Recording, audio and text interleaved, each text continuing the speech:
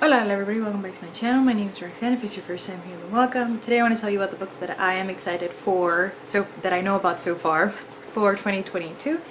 I am gonna be looking down because I have a list here of what month they come in. Some of these have already come out because I am getting to the game a little bit late on making this list. So, February, I have Olga Dies Dreaming. I'm gonna put a picture of all of these as well, and I don't remember what most of these are about. As you all know, I like to go into my books blind, so the first sort of impression that I get about a book, I follow it through with my heart and hope that I'm right, and so far I have been pretty good about that. Let me see if I can find out how to pronounce the author's last name. Welcome to Book Reporter Talks To, our latest interview with our guest, Xochitl Gonzalez. So she says Xochitl. Xochitl. Oh, so it is Xochitl Gonzalez.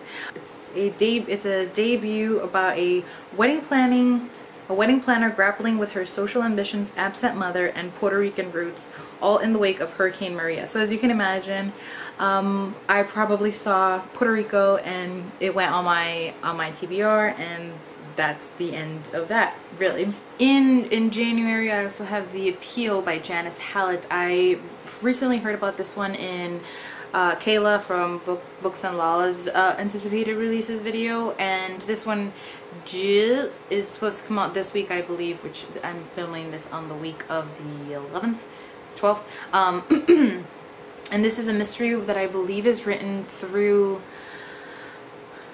like emails and documents and things like that, and you're supposed to figure out the mystery based on these things. I think I'll get this one from the library because I did see Mercedes from Mercy's Bookish Musings do a review about this, and she didn't like it as much as the premise made her sort of think that she would, so I might get this one from the library first before I commit.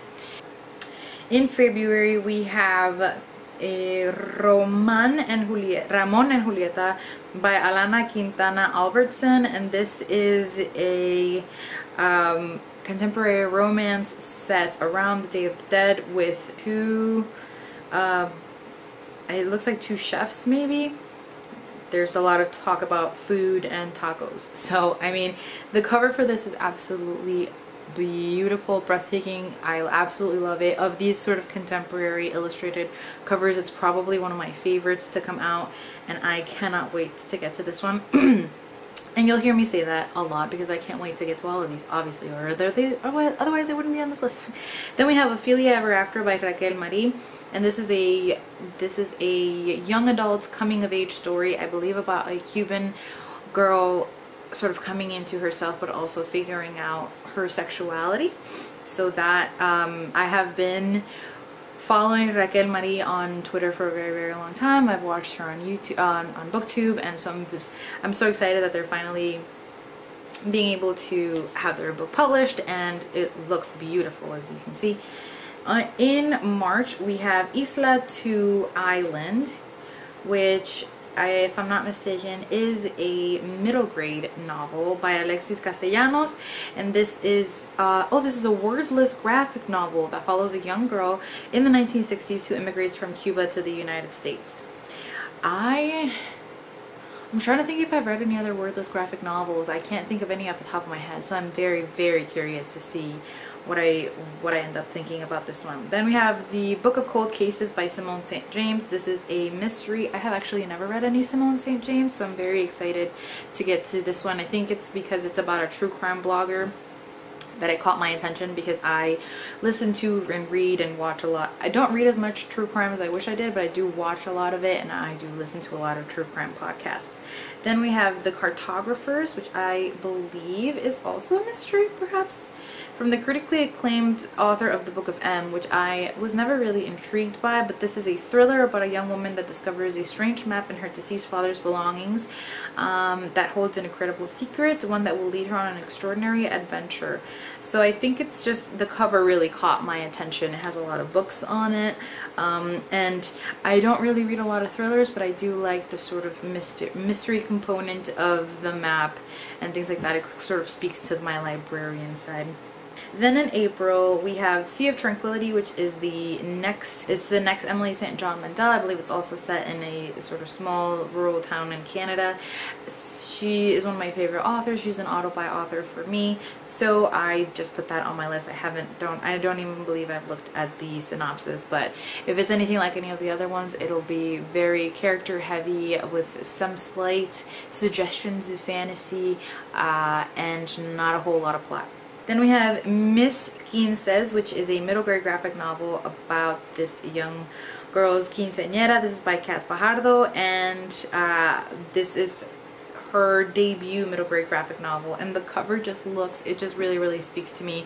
I feel like it'll be beloved by the young readers who like Smile and who like twins and who like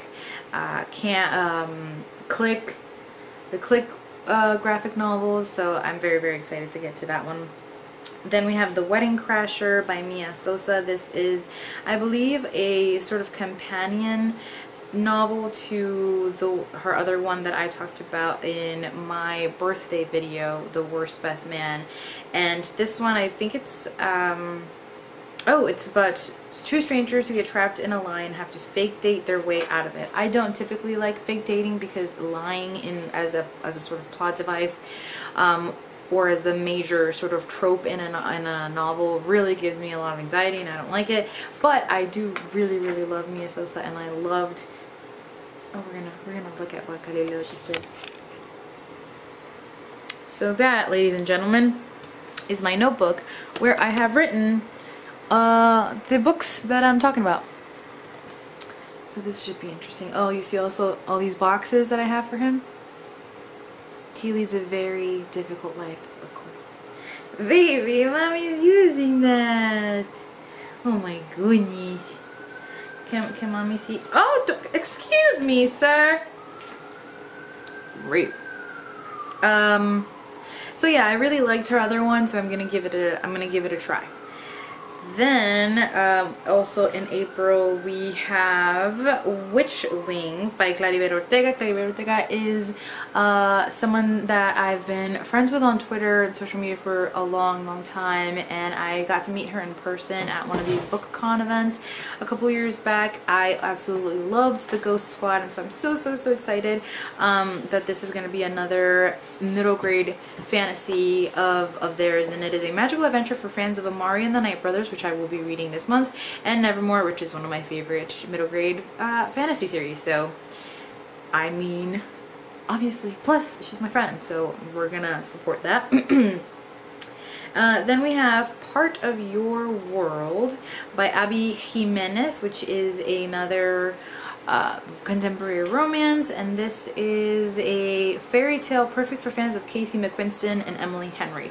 I actually haven't read Emily Henry yet, but I have her first two adult romances here, and in a little bit we will get to her other one, which is also on my most anticipated books. In April, we also have Finding Me, which is a memoir by Viola Davis. I love Viola Davis. She is an absolute force of an actress, and so I am very excited to read her memoir. In May we have Our Last Days in Barcelona, which is the most recent in the Cuba saga by Chanel Cleaton. I actually have to get the one from last year and read that one as well. So this is about Isabel Perez, who travels to Barcelona to save her sister Beatriz. She discovers a shocking family secret in the New York Times bestselling author Chanel Cleaton's new novel. I don't like a lot of historical fiction, but I do like it when it has characters of color and it's by own voices authors. Then we have Neruda on the Park by Clavis Natera, and this is a debut novel following members of a Dominican family in New York City who take radically different paths when faced with encroaching gentrification. So I think this would be one that's sort of really hits home, and I'll be able to just sort of see almost in real time. So I'm really curious to see how the story plays out and what the author has to say. And then we have a young adult book called The Lesbiana's Guide to Catholic School by Sonora Reyes, and this is about a 17-year-old who goes to a Catholic school, and I guess no one knows her sexuality there. So yeah, the cover for this looks freaking awesome. Then we have Book Lovers, which is the new Emily Henry. Like I said before, I have the first 2 adult ones here that I really want to get to, and then I will read that one. Then we have The Hacienda by Isabel Cañas, and this is, it says Mexican Gothic meets Rebecca. It's a suspense debut. That's basically all I needed to hear about it to want to read it.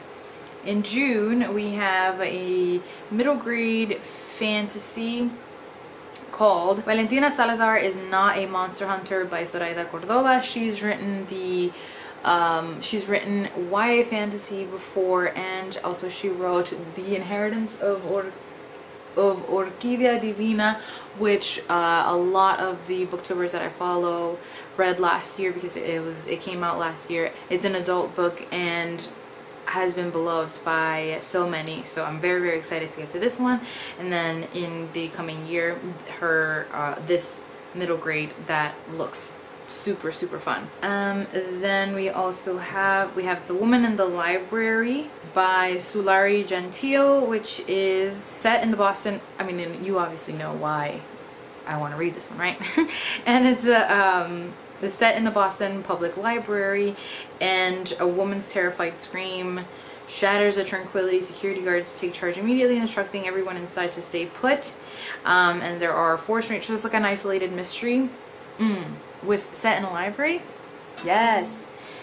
Then we have Woman of Light by Gali Fajardo Anstein, which is says an epic of betrayal, love, and fate that spans 5 generations of an indigenous Chicano family in the American West, from the National Book Award finalist, author of Sabrina and Corina, which I have here somewhere, and I absolutely loved when I read it, so I am so excited to read this one. Then we have West Side Love Story, which is by Priscila Oliveras, which is a star-crossed love feuding families contemporary romance. And look at this cover.